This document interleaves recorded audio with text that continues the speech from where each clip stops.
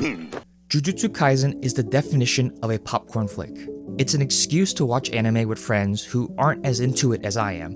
We're not really paying attention to the plot, we're just casually talking until the next big action set piece. But season 3 was a little bit different, because I got really interested in the story. No, that's not right. I got really into the character interactions. Well, that's not really it either. Oh, I got really into the camera angles. More specifically, I was constantly intrigued by how the third season of Jujutsu Kaisen approached dialogue.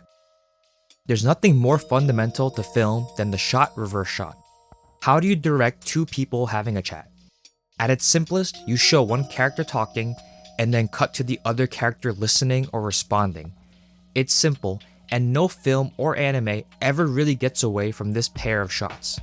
However, it's a particular challenge for Jujutsu Kaisen, which is well known for its lengthy exposition dumps about its setting and powers. In manga, all the information can be placed in one panel and read at the viewer's leisure. But in anime, the pacing is difficult to control. 5 minutes doesn't sound like a lot of time, but if the camera is just going back and forth between two guys explaining the culling games, then you run the risk of boring the audience. To avoid this scenario, Jujutsu Kaisen makes even the most mundane scenes interesting by using shot composition, camera movement, and editing. Episode 5 has some great examples. First, there's this conversation between Panda and Megumi. The two meet to iron out the details of their plan. It's more boring exposition, but it's captivating. What sticks out immediately is how far away the camera is placed. These are functionally over-the-shoulder shots, but the distance erases the facial details, meaning the animators must rely on character acting to convey expression.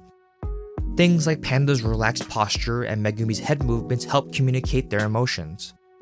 As the duo finalize their plans, the camera edges closer until we get a proper look at Megumi's facial expression.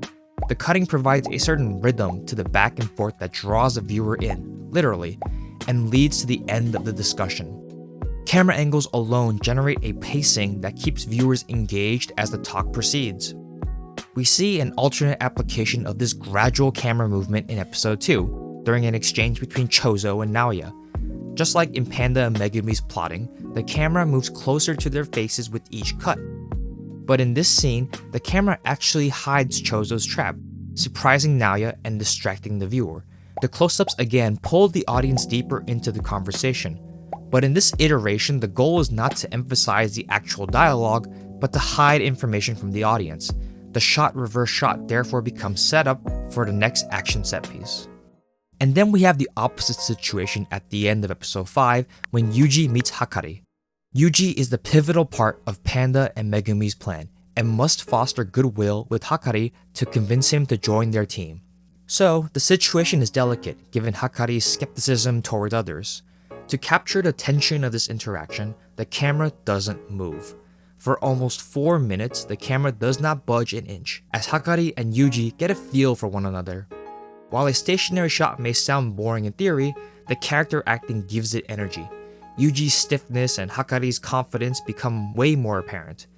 Because the camera never moves, each gesture and sound receives extra scrutiny from the viewer, and all the small details get the shine. There's a great synergy between these movements and the suspense from the held camera angle. Holding a shot for this long creates a sense of unease in the viewer.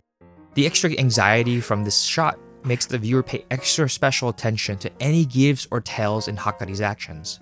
The conversation never feels comfortable, and this discomfort is a viable way of engaging the audience. Another one of my favorite conversations is the mix of Yuji and Megumi's conversations with sorcerers they meet inside the culling games. The duo are split up but must persist in their mission to locate a man named Higuruma. They each meet another person who offers to guide them to Higuruma, but their intentions are unclear. Which one of these players is telling the truth? The visual direction in this scene is fairly blunt, but still wonderfully crafted, especially with the colors of the characters and the background, which help anchor the viewer and clarify which conversation is currently in focus. But the really neat application of these cuts is how it confuses the viewer, so you'll get sequences where the show cuts from Yuji to Amai to Megumi to Remi and finally back to Yuji. By cutting between these two conversations at the right moments, the dialogue between all four of them naturally flows. As a result, the viewer begins conflating the emotions and responses of one discussion with the other. Remy and Megumi's hostility bleeds over into the calmer dynamic between Yuji and Amai, giving Amai's more innocuous phrasings a more foreboding tone. Amai's history with Yuji also makes him seem more trustworthy than Remy, a complete stranger to Megumi. This prevents an audience from immediately dismissing Remy, since Amai provides a potentially more impactful candidate for portrayal. In the manga, these sequences are more discreet, whereas the anime intercuts them much more aggressively.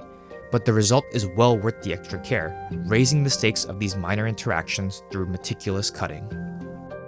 And it just keeps going. That dedication to elevating boring dialogue permeates throughout the entire season. In the conversation between Panda, Megumi, and Kirara, the camera swivels on an axis without any cuts, visually expressing the dynamics of Kirara's powers. In another scene, the camera only cuts the shots of the characters from behind as they descend stairs, creating a strange looping sensation.